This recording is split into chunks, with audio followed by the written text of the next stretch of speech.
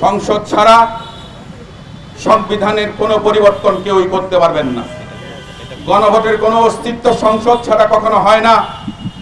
সংসদে যদি কোনো বিল পাস হয় কিংবা কোনো আর্টিকেল অনুচ্ছেদ যদি সংশোধন হয়, সেটা কতগুলো আছে সিঙ্গেল মেজরিটি 151 এবং কতগুলো আছে 2/3 মেজরিটি অর্থাৎ 200-র উপরে ভোটের মাধ্যমে পাস হতে হবে।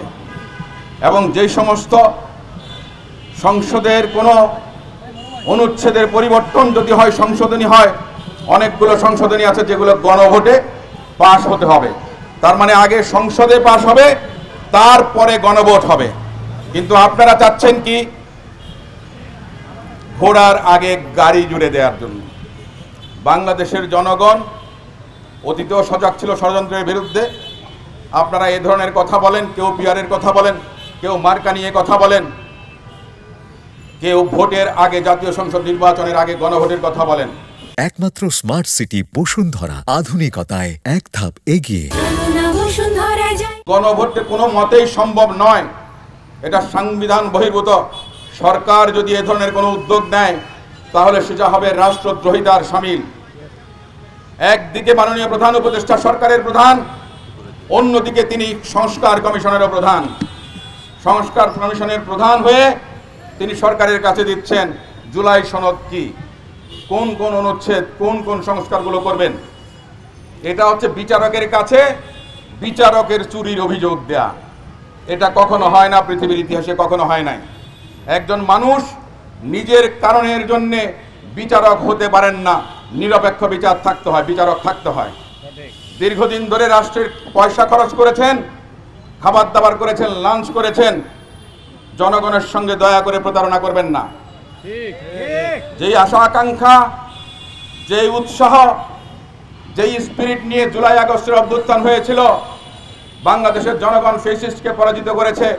ফ্যাসিস্ট পালিয়ে যাওয়ার পর যথাসত্তর নির্বাচন দেওয়া উচিত ছিল, কারণ জনগণের ভোটে নির্বাচিত সরকার জনগণের কাছে কমিটেড থাকে, অন্যদের কোনো কমিটমেন্ট থাকে না। দেশের আইন শৃঙ্খলা পরিস্থিতি কত খারাপ হতে পারে। গতকালকে চট্টগ্রামে বাংলাদেশ জাতীয়তাবাদী দল মনোনীত একজন প্রার্থী, তার উপরে গুলিবর্ষণ করা হয়েছে। এ ধরনের অপকর্ম, সন্ত্রাসী কর্মকাণ্ড যদি থাকে তাহলে সাধারণ জনগণ নিরাপদ বোধ করবে না। নির্বাচন কিভাবে হবে জনগণের কাছে স্পষ্টভাবে আমি মনে করি সেটা জানানো উচিত। যে সমস্ত থানা লুট হয়েছে, আওয়ামী ফ্যাসিস্টদের যে সমস্ত অস্ত্র জমা দিতে বলা হয়েছিল, সেই অস্ত্রের 50 ভাগের 1 ভাগও জমা পড়েনি। সরকার যদি জমা না দেয় তাহলে সে সমস্ত অস্ত্রের লাইসেন্স বাতিল হয়। সেই অস্ত্রগুলোকে উদ্ধার করা হয়েছে। থানা পুলিশের লুট হয়ে যাওয়া অস্ত্র উদ্ধার হয়েছে, সন্ত্রাসীদের কাছে রয়ে গেছে। আমরা চাই অবিলম্বে অস্ত্র উদ্ধার করুন, সন্ত্রাসীদেরকে গ্রেফতার করুন, নির্বাচনের সুষ্ঠু পরিবেশ ফিরিয়ে আনুন, বাংলাদেশের জনগণ যেন নিরাপদে থাকতে পারেন সেই ব্যবস্থা করেন। আমাদের দলের পক্ষ থেকে আমরা ইতিপূর্বে অনেক কর্মসূচি গ্রহণ করেছি, পালন করেছি। আমাদের এই কর্মসূচি অব্যাহত থাকবে। আজকে আমাদের এই লিফলেট বিতরণ কর্মসূচি, গণসংযোগ কর্মসূচিতে আমার সহকর্মী আইনজীবী ভাই বোনেরা যারা উপস্থিত হয়েছেন, তারা প্রত্যেকেই এই নিউ মার্কেট, ধানমন্ডি, কলাবাগান, হাজারীবাগ এবং 55 নম্বর কামরাঙ্গীরচরের একটি ওয়ার্ড নতুন করে সংযোজিত হয়েছে, এই এলাকার বাসিন্দা।